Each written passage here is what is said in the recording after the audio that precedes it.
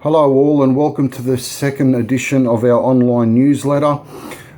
Today we will be talking about the upcoming Spring Carnival, a very exciting time of year. We've got a few chances heading into the carnival, which is always great. And it started for us on Saturday. We actually had a busy day on Saturday.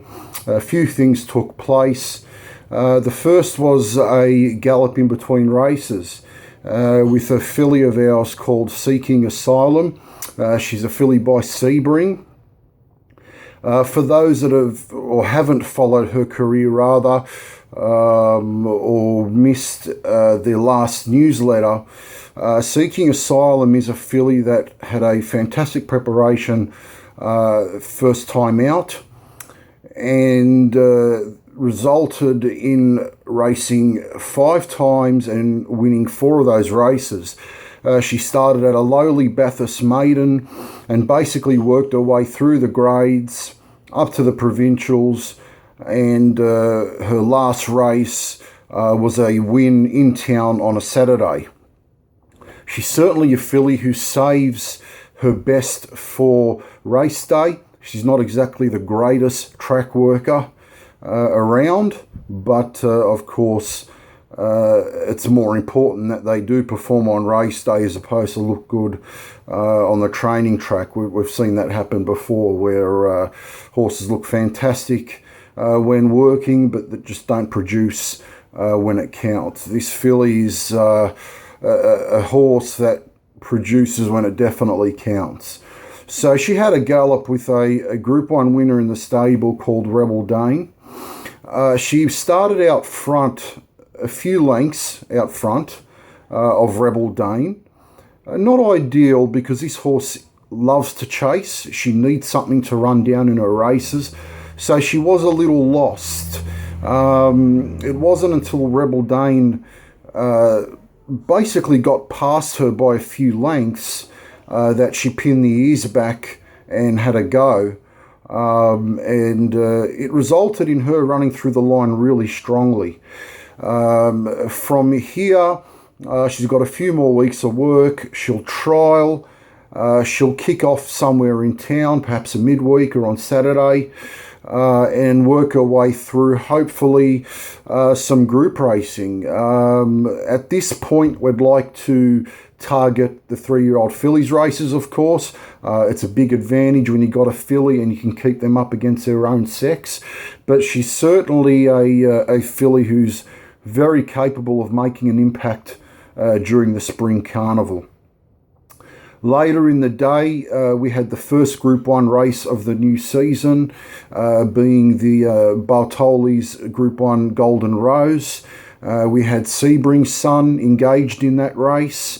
Ridiculous odds. He was $15. He came off a first up win, and then of course he won the listed Rosebud Stakes, and after missing the start shockingly, ran a fantastic third in the Group 3 up and coming.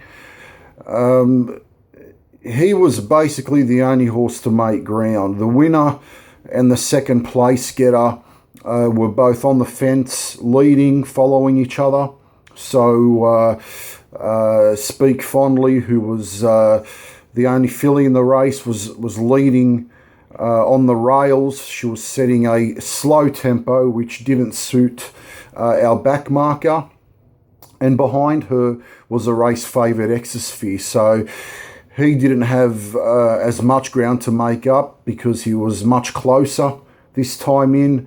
And basically they ran 1 and 2, and Sebring Sun had to make his way around the whole field. He was about 8 lengths off them, and he ran on very strongly to run third, to miss out on second by about half a length. Now the winner ran a record of sorts from what I understand. His last 600 in about 33.5 seconds. So I can only imagine what Sebring Sun would have had to run in his last 600 to make up the ground he did. It would have been phenomenal sectionals. So it was a massive effort. He's really building up a great resume, this horse.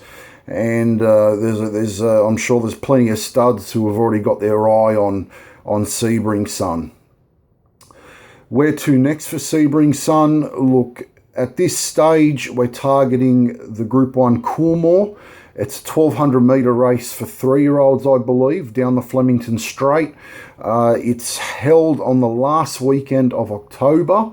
So at this point, he will have a short break just to freshen up and then come back and prepare for that Coolmore stud stakes down the Flemington Straight, and possibly a tilt at the 3-year-old Magic Millions race, which is worth $2 million in 2016. Now, in race 8, we had Tester Shadow, who was just absolutely luckless. He's a horse who doesn't have much luck, but has all the talent in the world. Reading the steward's report, they were basically spot on with what happened. Ty England got him into a nice spot, considering he jumped from gate 10. Usually from that sort of gate, he's a horse that you got to go back on, but he managed to get him much closer. However, approaching the turn and upon straightening, there was basically no gap for Tessa Shadow to get through. Ty England was going left and right looking for a hole, and it just didn't present itself. He basically went through the whole entire Rosehill Straight untested. He was cantering up until that point and really looked like he was going to run on and be right there in the finish. Unfortunately, just the gap didn't present itself, and he stayed at the back of the field. I suppose the advantage to that is he didn't have a hard run, and he looks as though he will be backing up at Rosehill or Randwick, wherever the meeting is this Saturday, in either a 1,500 metre or 1,600 metre race. And he's definitely a horse I would be looking out for in the spring, certainly capable of making his way towards listed races and Group 3 races that suit over a mile. We also have 2 horses coming into the stable. They will be targeting the $1 million Magic Millions Maya Sprint in 2016. They're probably heading into the stable in about 2 or 3 weeks' time. Those horses are Straturbo and Cosmic Cameo. As we know, Straturbo won the Maya Magic Million Sprint in 2015, and he will be going back to the Gold Coast to hopefully defend his title.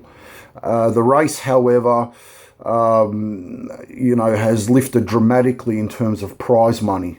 And joining him in the same race will be Cosmic Cameo, who is a very, very capable horse on his day. So certainly looking forward to the upcoming spring and, of course, the summer months leading into the Magic Millions Carnival. As far as babies are concerned, we've got 2 exciting yearlings, or 2-year-olds now rather, that are coming through the system. The first being a Stratum colt. As many of you know, we've had a lot of luck with Stratums. The likes of I'm All the Talk, who was a Group 3 winner at 2 and Group 2 placed. He was by Stratum. Straturbo's by Stratum. We've bought a whole lot of them, and basically every Stratum we've bought has ended up winning races. He's a lovely colt. He's from an international family. The dam won 14 races. He's been through the breaking in process, and he's just having a little spell before he comes into the stable for a preparation. Also, another exciting filly is the lovely filly by Northern Meteor out of the Dan Zero mare Cosmo Girl. I suppose what makes her so exciting, apart from the fact that she looks exactly like her sire, is that you just cannot buy Northern Meteor anymore. There are still shares available in her, as a matter of fact. So if you're thinking about it, I wouldn't sit on my hands for too long. She's not going to be around for much longer. You're never going to get the opportunity to race a Northern Meteor again, especially one, of her caliber. She comes from a very current family. She's out of a mare who won at 2 years old. And as I said, she's just a splitting image of her father. So she is spelling at the moment and is about to go through the breaking in process, and that'll be followed up by her coming into the stable for a preparation, and basically we see where that takes us from there. So I hope you enjoyed this edition of our online newsletter. Be sure to keep in touch with our website, our Facebook and our Twitter for further updates on where our horses may be heading and what's racing in the near future. We're always updating the website, always updating the social media pages to keep people informed. So be sure to check that from time to time if you wish to follow these horses. Also, before we go, I mentioned that we will be filming horses in the stable again shortly, as we did a little while ago. Basically, as explained, we're just waiting for that changeover of horses to happen so we can film horses that are coming into the stable that weren't filmed last time, and I would think that in about 2 weeks' time that will all take place. So these horses that are preparing for the summer months and the Magic Millions Carnival will be in the stable, and those who are basically finished up will head out to the paddock. So we'll have a changeover, and you'll be able to see not only those horses that are currently in work, but those that have just come into the stable for their preparation. So as I said, about 2 weeks to 3 weeks time, we'll send those out to you. Again, I just want to take this opportunity to thank you all for your support. The success we've had of late would not be possible whatsoever if it wasn't for our owners.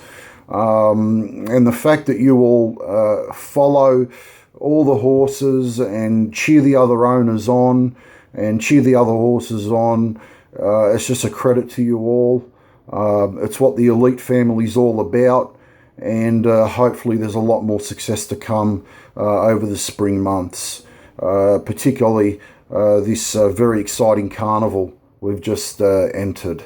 So thanks again, and stay tuned in about 4 weeks' time for Volume 3 of our online newsletter. Thanks again.